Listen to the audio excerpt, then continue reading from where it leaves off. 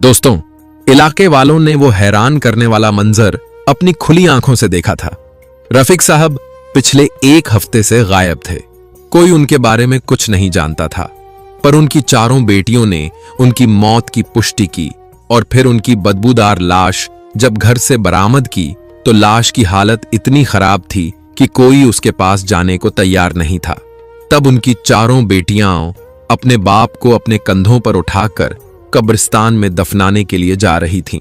रफीक साहब के वो तीनों बेटे जिन पर उन्हें बहुत घमंड था, उस वक्त उनका कहीं अता पता नहीं था, और वो बेटियां जिनके साथ उन्होंने इतना जुल्म किया, जिनकी जिंदगी बर्बाद कर दी, जिन्हें जीते जी मार दिया, वही बेटियां अपने बाप की मैयत को लेकर जा रही थीं। कब्रिस्तान में जाते ही लोगों ने हैरान करने वाला मंजर देखा। ये मंजर देखकर उनकी आंखें फटी की फटी रह गईं। आखिर रफीक साहब ऐसे कौन से गुनाह किए थे उन्होंने, जो उनकी मौत के एक हफ्ते तक किसी को उनके बारे में खबर तक ना हो सकी, और उनकी लाश कमरे में अकेले बेसहारा पड़ी रही, और अपनी बेटियों के साथ ऐसा कौन सा घिनौना काम करता था जिसे उसे इतनी सख्त सजा मिली कि कोई जनाजे को कंधा नहीं दे रहा था। इसलिए वाकया को मुकम्मल समझने के लिए वीडियो में आखिर तक जरूर रहिएगा। रफीक साहब बहुत जालिम और जबरदस्त इंसान थे, जिनकी जिंदगी में औरत जात की कोई अहमियत नहीं थी। जब वो पैदा हुए तो उनकी मां का इंतकाल हो गया था। बहन कोई थी नहीं। बाप और दादा ने उनकी परवरिश की, उन्हें अच्छे बुरे में फर्क सिखाने की कोशिश की, पर मां की कमी की वजह से उनकी परवरिश में बहुत सी कमियां रह गई थीं। वो औरत जात की इज्जत नहीं करते थे। उनके नजदीक औरतें भेड़ बकरियों से ज्यादा हैसियत नहीं रखती थीं। जब रफीक साहब ने जवानी की दहलीज पर कदम रखा तो उनके इश्क दूर दूर तक फैलने लगे। अल्लाह ने उन्हें पैसा दिया था, जमीन जायदादें थीं, खूबसूरती और इज्जत की दौलत से भी मालामाल किया था। इस सब को उन्होंने सीधे काम में इस्तेमाल करने के बजाय गलत काम में इस्तेमाल करना शुरू कर दिया। अपनी सेहत, जवानी और पैसे का खूब नाजायज इस्तेमाल किया। उनकी जिंदगी में कितनी लड़कियां आईं, कितनी गईं। लड़कियां उनके लिए तितलियों से ज्यादा हैसियत नहीं रखती थीं। रफीक साहब के वालिद को अपनी परवरिश की कमी का एहसास था, पर अब क्या हो सकता था, पानी सर से ऊंचा हो चुका था। उनकी वफात के बाद तो रफीक साहब को खुली छूट मिल गई थी। वो जो जी चाहे करते, कोई पूछने वाला नहीं था। उन्होंने एक गरीब लड़की के साथ शादी कर ली थी, जिनका आगे पीछे कोई भी नहीं था। वो पहली नजर में ही रफीक साहब को पसंद आ गई थी, और वो पहली लड़की थी जिसको देखकर रफीक साहब के दिल में गुनाह के बजाय निकाह का ख्याल पैदा हुआ था। और उन्हें इस बात का भी इत्मीनान था कि ये औरत कभी भी उनके किसी मामले में दखल नहीं दे सकेगी। और शादी के बाद उनका ये ख्याल बिल्कुल सही साबित हुआ था। जरीना बेगम बहुत डरी सहमी सी औरत थीं, अपने काम से काम रखती थीं। शादी के 1 साल के बाद ही अल्लाह ने जब रफीक साहब को 2 जुड़वां बेटियां दीं, तो जरीना बेगम की खुशी का कोई ठिकाना नहीं था कि अल्लाह ने उनके घर में रहमत भेजी है। पर रफीक साहब को बहुत ही ज्यादा गुस्सा आया था। वो इस कदर गुस्से में थे जैसे इस सब में जरीना बेगम की ही गलती है। उनकी खता से ही वो बेटियों की मां बनी हैं। उन्होंने अपनी बीवी की कमजोरी का और तबीयत खराबी का ख्याल किए बिना उन्हें रुई की तरह धुनक कर रख दिया था। उन्हें बहुत मारा। जरीना बेगम दर्द और तकलीफ से तड़पती जा रही थीं और रोते हुए अपने अल्लाह से अपने गुनाह के बारे में पूछे जा रही थीं। रफीक साहब जब उन्हें मारते मारते थक गए तो कहने लगे, तुमने बेटियां पैदा करके मेरे बोझ में इजाफा कर दिया है। क्यों तुमने बेटियां पैदा की हैं? जानती हो कि मुझे बेटियों से कितनी नफरत है। जरीना बेगम कहने लगीं, ये तो अल्लाह की देन है। अल्लाह जिसे चाहे बेटी दे, जिसे चाहे बेटा दे, इसमें इंसान क्या कर सकता है। रफीक साहब कमरे में गुस्से से टहल रहे थे। जरीना बेगम को समझ नहीं आ रहा था उनके शौहर को गुस्सा आखिर किस बात पर है। उन्होंने साफ साफ कह दिया कि ये लड़कियां इस हवेली में नहीं पलेंगी, बल्कि हवेली के कोने पर जो सर्वेंट क्वार्टर बना हुआ है, वहां पर ये बच्चियां नौकरानी की देखरेख में बड़ी होंगी। जरीना बेगम का जैसे किसी ने दिल नोच कर निकाल लिया था। वो आंसू भरी आंखों से अपने शौहर की तरफ देखती जा रही थीं पर कुछ कहने की हिम्मत नहीं कर सकती थीं। रफीक साहब ने अपनी दोनों बेटियों को हवेली से निकालकर नौकरानी के क्वार्टर में भेज दिया था, जहां पर एक पुरानी नौकरानी बेटियों का ख्याल रखती थी। जरीना बेगम चुपके से बेटियों से मिलने के लिए जाती, उन्हें प्यार करती, उन्हें देख देख कर रोती रहती। बेटियां अपनी मां के स्पर्श को पहचानती थीं, पर बाप की सूरत से नावाकिफ थीं। अब उनकी बेटियां 2 साल की हो चुकी थीं। जरीना बेगम का बहुत दिल चाहता था कि वो उन्हें अपने साथ कमरे में लेकर जाएं, उनके लिए बहुत सारी चीजें लेकर आएं, पर वो इस ख्याल को कभी भी हकीकत में बदल नहीं सकी थीं, क्योंकि घर के नौकर रफीक साहब के वफादार थे। वो हर बात उन्हें बता देते थे। 2 साल के बाद जब जरीना बेगम दोबारा से हामला हुई तो अल्लाह से यही दुआ करती रहीं कि इस बार अल्लाह उन्हें बेटे की नेमत से माला माल कर दे। अल्लाह ने उनकी सुन ली थी। इस बार उनकी गोद में बेटे आए थे। रफीक साहब की खुशी का कोई ठिकाना नहीं था। कहने लगे, अब मेरा सर फख्र से बुलंद हो गया है। बेटियां तो मनहूस हैं, दुनिया में पैदा होती हैं तो बाप का सर झुका देती हैं। तब एक दिन जरीना बेगम पर यह खुलासा हुआ कि रफीक साहब बेटियों से इतनी नफरत क्यों करते थे, क्योंकि उन्होंने बहुत सारी लड़कियों की जिंदगी बर्बाद की थी और तब उन लड़कियों ने उन्हें यह बद्दुआ दी थी कि तुम्हारे घर में भी कल को बेटी पैदा होगी तो वो भी तुम्हारी इज्जत का ऐसे ही जनाजा निकालेगी जैसे तुमने हमारे माँ बाप की इज्जत का जनाजा निकाला।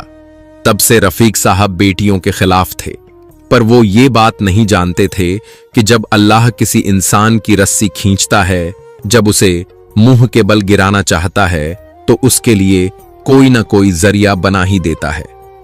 एक के बाद एक जरीना बेगम को अल्लाह ने 3 बेटे दे दिए थे। अब रफीक साहब बहुत खुश थे, खुशी से फूले नहीं समाते। ऐसे में जब भी दोनों बेटियां हवेली में उनके सामने आती तो उनके माथे पर बल पड़ जाते। वो चिल्लाते हुए कहते कि ये बच्चियां मेरे सामने मत लाया करो, इन्हें देखकर मेरा खून खौलने लगता है। जरीना बेगम रो रो कर कहने लगीं, ये भी तो आपकी ही औलाद हैं, आपका ही खून है, अपने ही खून से आप इतनी नफरत कैसे कर सकते हैं। वक्त यूं ही तेज रफ्तारी से गुजर रहा था। अब वो दोनों बच्चियां जवान हो चुकी थीं। तब एक दिन जरीना बेगम अपनी बेटियों के गम का बोझ दिल पर लिए इस दुनिया से चली गईं। दोनों बच्चियां जिनको नौकरानी संभालती थीं, उस नौकरानी का भी इंतकाल हो गया था। हवेली में अब उन दोनों के अलावा और कोई औरत मौजूद नहीं थी। तब एक दिन रफीक साहब ने अपनी बेटियों से कहा कि आज से वो हवेली का सारा काम करेंगी, इस घर में वो नौकरों की तरह ही रहेंगी। उनकी दोनों बेटियों की आंखों से आंसू बहे जा रहे थे, पर उन्होंने अपने बाप की बात से इनकार नहीं किया था। कहने लगीं, ठीक है अब्बा जान, आज से हवेली का सारा काम हम करेंगे, इसी बहाने आपकी शक्ल भी देखने को मिलेगी और आपसे बात भी कर लिया करेंगे। दोनों बेटियां इसी में खुश थीं कि बाप ने हवेली के अंदर आने की इजाजत दे दी है, वरना वो तो उनकी शक्ल देखने को भी तैयार नहीं होता था। वक्त यूं ही बीतता जा रहा था। रफीक साहब ने अपने पहले दोनों बेटों की शादी कर दी थी। शादी बहुत धूमधाम से की थी। इतना खर्चा किया गया कि आसपास के लोग देखते रह गए थे, पर उन्होंने अपनी बेटियों पर एक पैसा भी खर्च नहीं किया था। ना उनको नए कपड़े लेकर दिए, ना जरूरत की कोई और चीज। उन दोनों बेटियों ने फटे पुराने कपड़े पहने थे। उनके दिल पर तो कयामत तब टूटी जब बाप ने उन्हें दोनों भाइयों की बारात के साथ लेकर जाने से इनकार कर दिया। कहने लगे, क्या सोचेंगे लोग कि ये दोनों लड़कियां कौन हैं? मैं तुम दोनों की मनहूस और बदसूरत शक्ल को दुनिया के सामने बेटियों की हैसियत से कबूल नहीं कर सकता। आखिर हो क्या, तुम लोग सिवाय बदनामी और बेइज्जती के दोनों बेटियां रोती जाती और खामोशी से अपने क्वार्टर में चली गई थीं। रमशा कहने लगी, हमारा क्या कसूर है? अब्बा जान ने हमें पैदा होते ही इस हवेली से निकाल दिया, हमारी शक्ल तक देखने के लिए तैयार नहीं होते, और अब उन्होंने हमें हवेली की नौकरानी बना के रख दिया है। सारा कहने लगी, सब्र करो, अल्लाह सब्र करने वालों के साथ है। हमें अल्लाह से दुआ करनी चाहिए कि वो हमारे बाप के दिल में हमारे लिए मोहब्बत पैदा कर दे और उनके दिलों में हमारे लिए नरमी पैदा हो जाए, तो वो कभी भी हमें अकेला छोड़कर नहीं जाएंगे। सारा और रमशा की दोनों भाभियां भी उन्हें नौकरानियों से ज्यादा हैसियत देने पर तैयार नहीं थीं। शादी के पहले दिन उन्हें पता चल गया था कि ये दोनों लड़कियां उनकी ननदें हैं, पर उनकी औकात नौकरानियों से ज्यादा की नहीं है। रफीक साहब उन्हें देखते तो उनका जैसे गुस्से से खून खौलने लगता। उन्हें अपनी बेटियों के ना किए हुए गुनाह नजर आने लगते।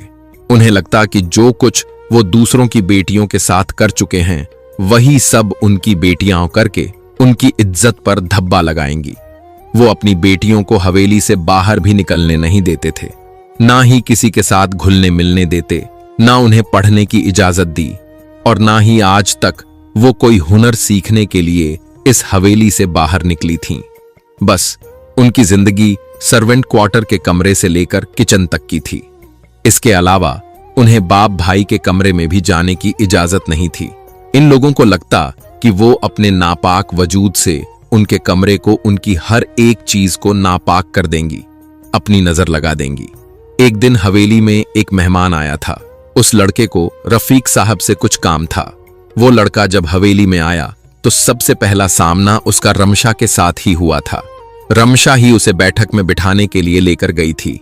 कहने को ये एक बेजार सी गलती थी, पर यह रमशा के लिए जान का खतरा बन गई। रफीक साहब ने इस बात को बुनियाद बनाकर रमशा को बहुत मारा। नौकरों के सामने उसे बेल्ट से पीटा, और वो तो उस पर तेल डालकर आग भी लगाने वाले थे। पर सारा ने अपने बाप के सामने हाथ जोड़कर उन्हें यह सब करने से रोक दिया। बाबा जान, ऐसा मत करें, मेरी बहन के साथ इतना जुल्म मत करें, वो बेकसूर है। उसने ऐसा कौन सा जुर्म किया है जो आप उसे इतनी सख्त सजा दे रहे हैं। रफीक साहब को अपनी बेटी का बोलना भी जैसे कोई जुर्म ही लगा था। तुम लोगों के मुंह में जबान आ गई है, एक तो गुनाह करती हो और ऊपर से मेरे मुंह को आती हो। अपने गुनाह को छुपाने के लिए बाप को ही गलत करार दे रही हो। मैं इतना भी बुरा नहीं हूं जो तुम लोगों की हरकतों को ना देख सकूं। मैंने भी उसे रमशा के साथ हंसी मजाक करते हुए देखा है, और मेरी बड़ी बहू ने भी ये सब अपनी आंखों से देखा है। तुम दोनों क्या हम दोनों को झुठलाना चाहती हो? तुम दोनों सही हो, बाकी हम सब गलत हैं, अंधे हैं। हम अब इस लड़की को मेरे गुस्से से कोई नहीं बचा सकता। इसे मरना होगा, वरना ये मेरी इज्जत को इसी तरह रौंदती रहेगी। सारा कहने लगी, आप कुछ भी करें, कैसी भी सजा दे दें, हम कबूल करेंगे, पर आप मेरी बहन को जान से मत मारें। उसका जुर्म इतना बड़ा नहीं है जितनी बड़ी आप सजा दे रहे हैं। रफीक साहब गौर से इन दोनों को देखते रहे। फिर उन्होंने अपने एक नौकर को आवाज देकर अपने पास बुलाया। ये लड़का कुछ दिन पहले ही हवेली में नौकर की हैसियत से आया था। वो हर वक्त किसी न किसी काम में मसरूफ रहता और सारी सारी रात किताबों में सर दे के ना जाने क्या कुछ पढ़ता रहता। रफीक साहब कहने लगे, मैं अपनी बेटी का निकाह तुम्हारे साथ करना चाहता हूं। उनकी बात सुनकर सारा और रमशा की आंखें फटी की फटी रह गई थीं। वो आदमी इतना जालिम हो सकता था, इस बात का दोनों को अंदाजा तक नहीं था। अपने घर के नौकर के साथ वो अपनी बेटी का निकाह कैसे कर सकते थे? नौकर को भी अपनी मालिक की बात पर यकीन नहीं आ रहा था। उसने रफीक साहब के हुक्म पर सर झुका दिया और रमशा के साथ निकाह करने के लिए तैयार हो गया। निकाह करने के बाद रफीक साहब कहने लगे, अब तुम दोनों यहां से चले जाओ। तुम्हारी बीवी अब दोबारा कभी भी मेरे घर में आनी नहीं चाहिए। मैं तुम्हारी बीवी की शक्ल देखने के लिए भी तैयार नहीं हूं। रफीक साहब हुक्म देकर इन दोनों को घर से बाहर निकाल दिया था। रमशा और सारा रोती रहीं। कितनी देर तक एक दूसरे से लिपटी रहीं। रमशा कहने लगी, अल्लाह ही जाने अब हम दोबारा दोनों मिल भी सकेंगी या नहीं। तब सारा ने उसे यकीन दिलाया, एक ना एक दिन अब्बा जान को अपनी गलती का जरूर एहसास होगा। मुझे यकीन है कि वो दिन जल्दी आएगा। जब रमशा घर से चली गई तो सारा काम से किचन में आई। तब अपनी दोनों भाभियों की बात सुनकर चौंक गई। बड़ी भाभी खिलखिलाते हुए कहने लगीं, देखा तुमने एक ननद को कैसे? मैंने रास्ते से हटा दिया, उसे घर से निकाल दिया और अब एक रह गई है। हमारे सर पर मुसीबत की जड़, उसे भी किसी न किसी तरीके से रास्ते से हटा ही देंगे। अब सारा का गुस्से से खून खौलने लगा था। उसे पता चल चुका था कि अब्बा जान को और गुस्सा दिलाने में बड़ी भाभी का ही हाथ है, और अब उसे इस बात की भी फिक्र थी कि वो दोनों कहीं सारा को किसी जुर्म में ना फंसा दें, कोई ना किया हुआ गुनाह उसके सर पर भी ना डाल दें। रफीक साहब तो उनकी बात पर ही यकीन करेंगे, जो कहेंगे उसको आंखें बंद करके सच मानेंगे, ना अपनी बेटियों से किसी बात की पुष्टि करेंगे और ना उन पर यकीन करेंगे। सारा अब पहले से ज्यादा चौकन्ना होकर रहने लगी थी। वो बहुत ज्यादा एहतियात करती कि कोई भी ऐसी बात ना हो जिससे उसके बाप को कुछ कहने का मौका मिले, पर फिर भी उसकी बड़ी भाभी ने मौका ढूंढ ही लिया था। उस रात सारा देर तक किचन में मसरूफ रही थी। आज उसकी बड़ी भाभी के मायके वाले आए हुए थे, इसलिए खाना बनाने के बाद बर्तन धोते वक्त बहुत देर लगी। जब क्वार्टर में गई तो तब उसने अपने क्वार्टर में अपनी भाभी के भाई को देखा था, जिसकी आंखें नशे से सुर्ख हो रही थीं। वो सारा को घूर कर देख रहा था। उसने भी सारा पर हमला कर दिया, उसके साथ बदतमीजी करने की कोशिश करने लगा। सारा बुरी तरह चिल्लाने लगी, रोने लगी, उसके आगे हाथ जोड़कर अपनी इज्जत की भीख मांगने लगी। उसकी चीखें सुनकर सभी लोग वहां पर आ गए। रफीक साहब की आंखों से जैसे खून निकल रहा था। वो इस कदर गुस्से में थे, उनका बस नहीं चल रहा था। वो अपनी बेटी को जान से मार दें। सारा ने रोते हुए अपने बाप को अपनी सच्चाई बताने की कोशिश की कि वो नहीं जानती ये आदमी उसके कमरे में कब आया और कैसे, जबकि वो आदमी और बड़ी भाभी बोल रहे थे सारा ने ही उसे इस कमरे में बुलाया है, वो उसी के कहने पर यहां पर आया है। अब वो बात से मुकर रही है। रफीक साहब ने जब उस लड़के को मारने के लिए उसकी तरफ हाथ बढ़ाए तो तब उनके बेटे ने उनका हाथ रोक लिया। कहने लगा, आप किस किस को रोकेंगे, किस किस पर हाथ उठाएंगे? इस गंद की पोटली को घर से बाहर निकालकर फेंक दें, वरना ये इसी तरह बदनामी करते रहेगी, किसी को मुंह दिखाने के काबिल नहीं छोड़ेगी। ये लड़की घर में रखने के काबिल नहीं है। रफीक साहब ने उसी वक्त सारा का निकाह शहरियार के साथ पढ़कर उसे रात के अंधेरे में ही घर से बाहर निकाल दिया था। बड़ी भाभी के चेहरे पर जीत की मुस्कान थी। उन्होंने अब अपनी दूसरी ननद को भी इस घर से निकाल दिया था। सारा का रो रो कर गम से बुरा हाल था। उस पर इतना घिनौना इल्जाम लगाया गया था, उसकी रूह तक कांप उठी थी। वह तो ऐसा करने के बारे में ख्वाब में भी नहीं सोच सकती थी। उसे अपने अल्लाह से भी शिकवा हो रहा था, जिसने एक शराबी इंसान को उसके नसीब में लिख दिया था। शहरयार को अपनी बुरी आदतों की वजह से खानदान के लोग मुंह नहीं लगाते थे। उसे घर वालों ने निकाल दिया था। रात को ना जाने कैसे बड़ी भाभी को अपने भाई पर प्यार आ गया। उन्होंने उसे दावत पर बुलाया और अब सारी बात समझ में आ गई थी कि शहरयार को रात को क्यों बुलाया गया था। शहरयार जब अपने फ्लैट में वापस आया तो वह बहुत शर्मिंदा लग रहा था। उसके नशे का असर भी उतर चुका था। उसने सारा से वादा किया कि वह आज के बाद सारी बुरी आदतों को छोड़ देगा। नशा करना, चोरी चकारी करना, यह सब वह आज के बाद कभी नहीं करेगा। अल्लाह ने उसे हिदायत की, तौफीक बख्शी थी। उसने दिल लगाकर अपने कारोबार पर काम करना शुरू कर दिया था। दिन रात उस पर मेहनत करने लगा। सारी बुरी आदतों और बुरी सोहबतों से दूर रहने लगा। अब वह एक अच्छे इंसान के तौर पर सारा के सामने था। वह खुदा का शुक्र अदा करती थी जिसने उसकी जिंदगी को बर्बाद होने से बचा लिया था।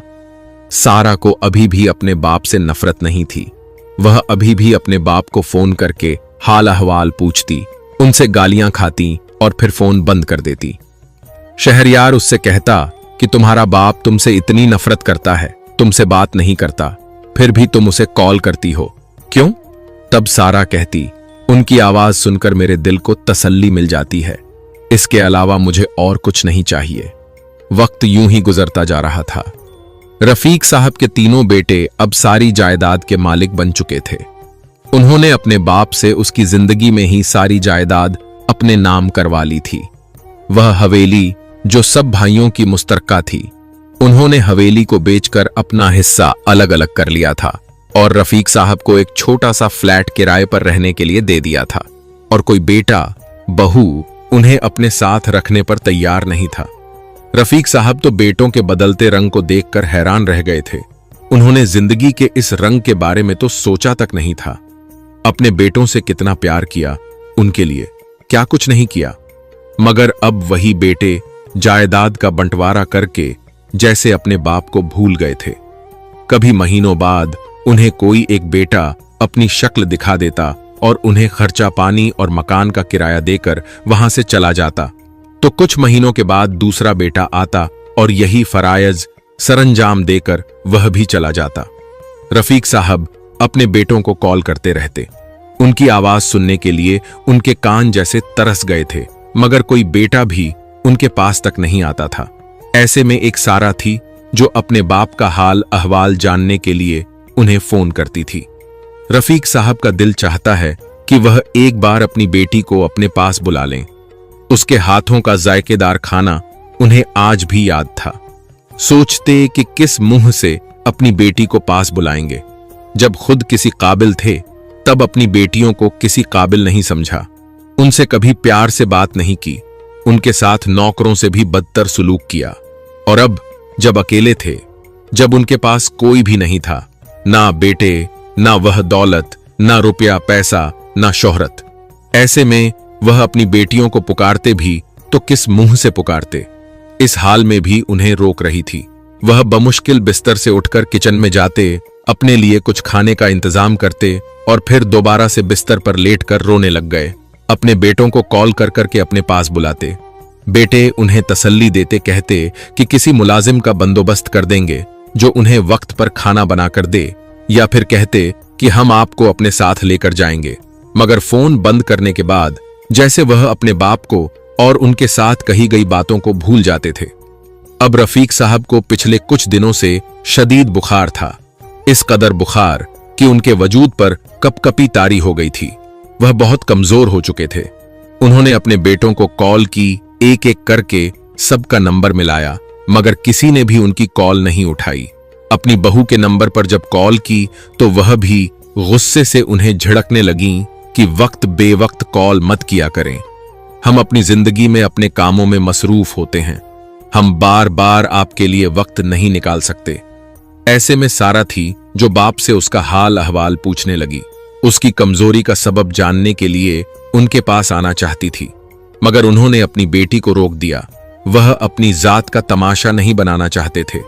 अपनी बेटियों को यह साबित नहीं करना चाहते थे कि वह कमजोर पड़ चुके हैं। उन पर एक ऐसा वक्त भी आया कि अब न वह उठकर पानी पी सकते थे, न अपनी जगह से हिल सकते थे।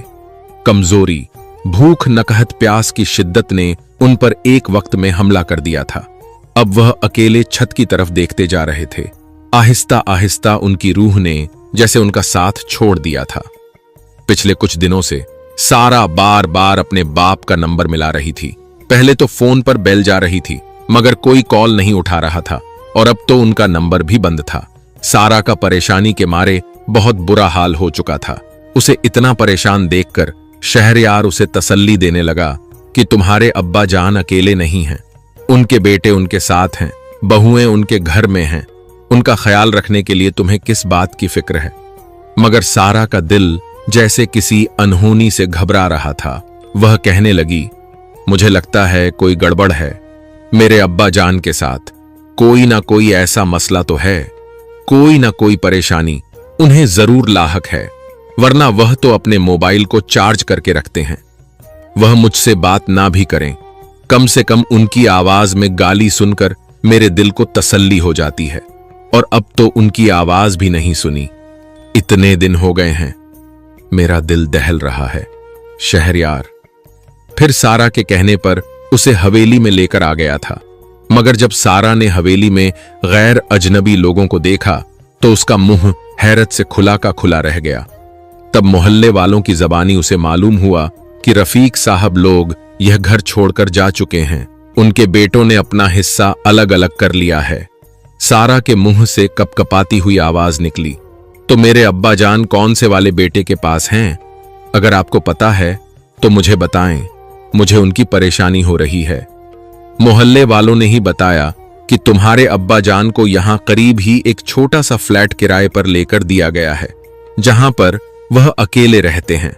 कभी कभार उनके बेटे आ जाते हैं, मगर सच पूछो तो उनकी हरकतों की वजह से मोहल्ले का कोई आदमी भी ना उनसे बात करता है, न किसी ने उनका हाल अहवाल जानने की कोशिश की है। जो सुलूक उन्होंने अपनी सगी बेटियों के साथ किया, अपनी बीवी के साथ किया, उसके बाद से तो ऐसे आदमी के साथ ऐसे ही होना चाहिए कि वह अकेला रहने लगे। सारा का फिक्र के मारे बुरा हाल था।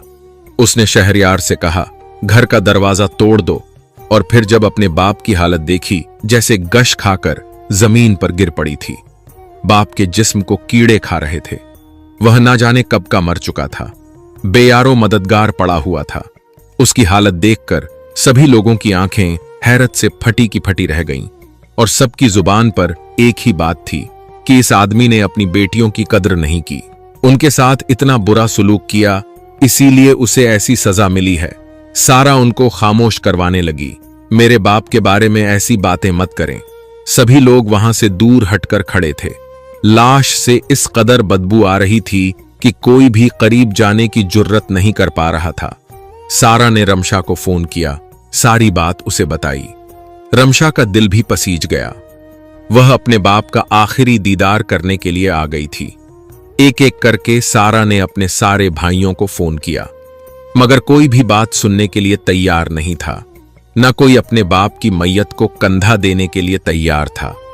ऐसे में रफीक साहब की दोनों बेटियां और उनका दामाद आगे बढ़े थे। मोहल्ले का कोई आदमी भी उनके करीब नहीं आया था। सभी लोग दूर दूर खड़े थे, क्योंकि लाश की हालत इतनी खराब थी और बदबू इस कदर तेज थी कि लोगों का जी मिचलाने लगा था। उनका दिमाग इस बदबू की शिद्दत से घूमने लगा था। ऐसे में कौन था जो लाश के करीब आता? लाश को जब कब्रिस्तान में लेकर जाया गया तो एक बार फिर से दोनों बहनें फूट फूट कर रोने लगी थीं। इमाम साहब जनाजा पढ़ाने के लिए वहां पर आ गए थे, मगर जनाजा पढ़ने के लिए भी कोई मौजूद नहीं था। सभी लोग कहने लगे कि यह आदमी बहुत गुनहगार था, इसने बहुत गुनाह किए हैं, इसने हमारे घरों की इज्जतों को खराब कर दिया, अपनी सगी बेटियों के साथ इतना बुरा सुलूक किया, हम ऐसे आदमी का जनाजा नहीं पढ़ेंगे। तब इमाम साहब ने सब लोगों को इस बात की ताकीद की कि मैयत के आमाल उसके साथ जा चुके हैं, उसे अपने आमाल के मुताबिक जजा और सजा मिलेगी। तुम लोग अब गुनाह के मुर्तकिब हो रहे हो। सब लोग जनाजा पढ़ने के लिए तैयार हो गए। जब जनाजा पढ़ने लगे तो तब रफीक साहब के तीनों बेटे वहां पर आए। सब लोग समझे कि शायद वह अपने बाप की तदफीन के लिए आए हैं, अपने बाप के मरने का सुनकर, मगर वह तो अपनी जायदाद के बारे में सवाल करने लगे। उन्होंने सारा से कहा, तुम अब्बा जी के कमरे में जाकर देखो कि जायदाद के कागजात कहां हैं। अब्बा ने सब कुछ हमारे नाम कर दिया था, मगर फिर भी उन्होंने जायदाद के कागजात छुपा कर रखे थे। मुझे लगता है कि उन्होंने मौका देखकर किसी को नहीं दिए हैं। सारा फटी फटी आंखों से अपने भाइयों को देखती रही थी, फिर कहने लगी, यह जायदाद और रुपया पैसा तुम लोगों को मुबारक हो। हमें ना अब्बा जान की जिंदगी में इन चीजों से सरोकार था, वरना उनके मरने के बाद ना हम इन पर अपना हक जताएंगे, क्योंकि जो चीज जिंदगी में हमारे अब्बा ने हमें नहीं दी वह हमें उनके मरने के बाद भी नहीं चाहिए। हम बस उनकी तदफीन के लिए आए थे। अब जब वह इस दुनिया से चले गए हैं तो हमारा इस घर से और उनके साथ मुंसलिक चीजों से रिश्ता खत्म हो चुका है। सारा की बात पर उसके भाई शर्मिंदा से होकर रह गए थे। एक एक करके वह सब वहां से चले गए। सारा और रमशा अपने घर चली गई थीं। रमशा का शौहर एक गरीब आदमी था, मगर वह बहुत मेहनती था। उसने अपनी पढ़ाई साथ जारी रखी थी। अल्लाह ने उसकी मेहनत को जाया नहीं होने दिया और अब वह अपनी मेहनत के बलबूते पर एक अफसर के रूप में दुनिया के सामने था, जबकि शहरयार के छोटे से कारोबार में अल्लाह ने तरक्की दे दी। अब उनके घर में भी रुपए पैसे और दौलत की रेल पेल थी। इन दोनों बहनों को किसी चीज की कमी नहीं थी। उनके दिल भी सुकून की दौलत से माला माल हो गए थे। वह अपने बाप की कब्र पर लाजमी जाती, उनके लिए दुआए फातिहा करती, उनकी बख्शिश के लिए दुआ करती और फिर अपने घर वापस लौट जाती। प्यारे दोस्तों, आपने देखा पैसा का लालच और लोगों का अहंकार, ईगो किस कदर लोगों को बर्बाद कर देता है। ना जाने लोग अल्लाह को भूलकर क्या कुछ नहीं कर जाते और अपनी दुनिया और आखिरत खराब कर जाते हैं। वैसे अगर आपको इस वाकया से सबक हासिल हुआ होगा तो आप सबसे पहले अपने फैमिली, दोस्तों, रिश्तेदारों में भी वीडियो को शेयर जरूर करें, क्योंकि उन्हें भी सबक हासिल होगा। और अगर चैनल पर पहली बार आए हैं तो चैनल को सब्सक्राइब करके कमेंट बॉक्स में अस्तगफिरुल्लाह जरूर लिखिएगा। शुक्रिया।